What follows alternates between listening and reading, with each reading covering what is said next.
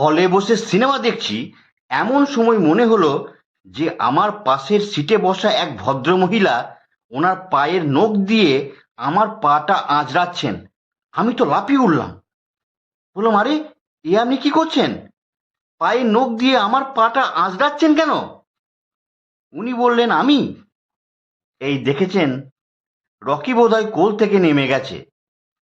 আমি বললাম, রকি? সে আবার কে? উনি বললেন, আমার কুকুরটা।